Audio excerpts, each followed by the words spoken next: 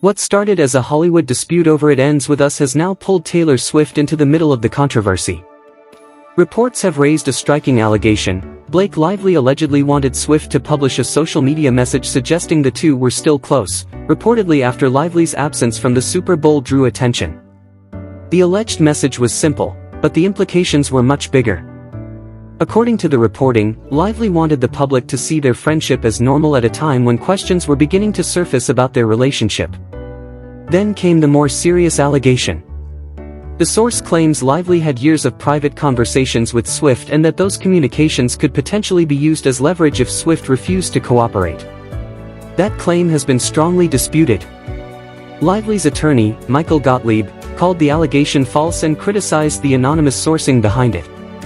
So there are two very different versions of what happened, and the available claims should not be confused with proven facts.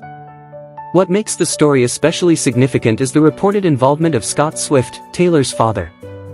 According to the source, Scott Swift provided information to Justin Baldoni's legal team while efforts were underway to prevent Taylor from becoming more deeply involved in the case. That could make the private communications extremely important. Because this isn't simply about a celebrity friendship anymore. It's about what was allegedly said behind the scenes, who knew what, and whether private messages could help establish which version of events is supported by the evidence. And as the legal battle continues, those communications may become far more important than anything posted publicly. The private messages may be the most important piece of this entire dispute. According to the claims in the source, the communications reportedly did not contain the kind of messages that might be expected if Lively had been documenting serious problems involving Justin Baldoni. There were allegedly no messages to Ryan Reynolds describing fear, discomfort, or inappropriate behavior on set. Instead, the reported conversations focused on Lively's frustration with Baldoni, complaints about the production, and attempts to involve Taylor Swift in the conflict. That distinction matters because both sides are presenting very different accounts of what happened. Lively has made serious allegations about her experience during the production, while Baldoni's legal team has challenged those claims and pointed to communications they say tell another story. Another allegation is even more significant, that Lively asked Swift to delete private messages. If that occurred, those communications could become important evidence. Text messages can establish timelines, reveal what people were saying at the time, and potentially contradict statements made later. But the claims remain disputed, and the legal process will ultimately determine what the evidence actually proves. Then there's the alleged Super Bowl post. The reporting says Lively wanted Swift to publicly create the impression that their friendship remained perfectly normal. On the surface, it would have been just another celebrity social media post. Behind the scenes, however, the allegation suggests something much more complicated, an attempt to manage public perception while tensions were developing privately.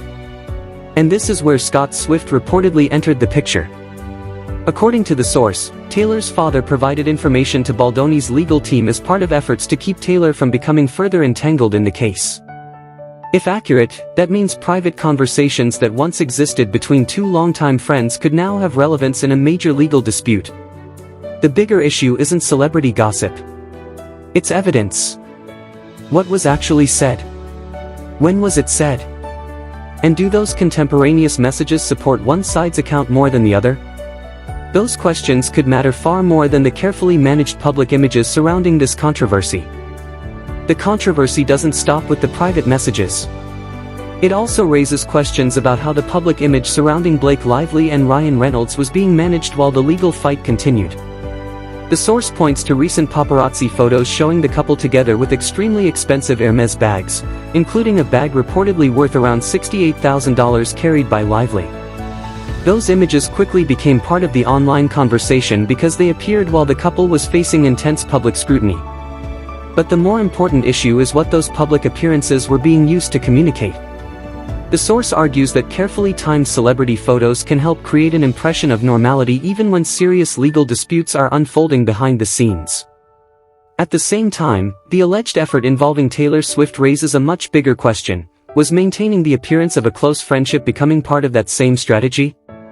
According to the allegations, Lively wanted Swift to publicly reinforce the idea that everything between them was fine. If true, that would make the situation considerably more complicated, because it would suggest that private relationships and public messaging had become intertwined with the broader dispute. And that's where the legal battle becomes less about celebrity appearances and more about control. The competing accounts revolve around who was influencing whom, what happened during the production, and whether the communications between the people involved support the allegations being made today. Baldoni's attorney, Brian Friedman, has continued to present his side of the story, while Lively's legal team has strongly rejected the accusations being made against her. The important point is that none of these disputed claims should be treated as proven simply because they appear in reports or legal arguments. What matters is the underlying evidence. The messages, the documents, the testimony, and the timeline. Because public appearances can be carefully managed, but contemporaneous records are much harder to reshape after the fact.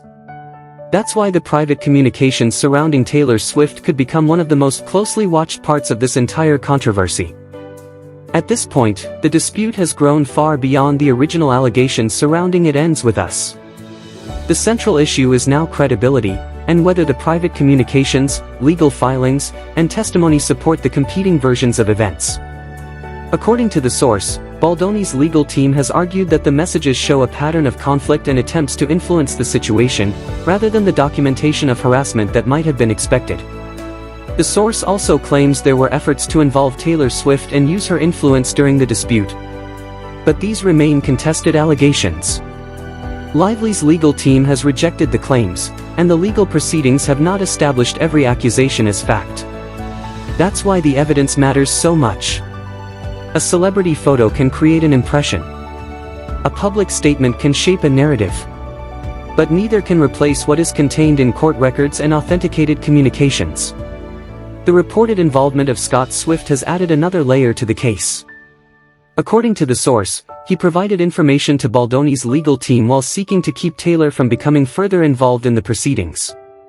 If the reported account is accurate, it could explain why Taylor's private communications became such a significant point of interest. And the consequences extend beyond two Hollywood stars.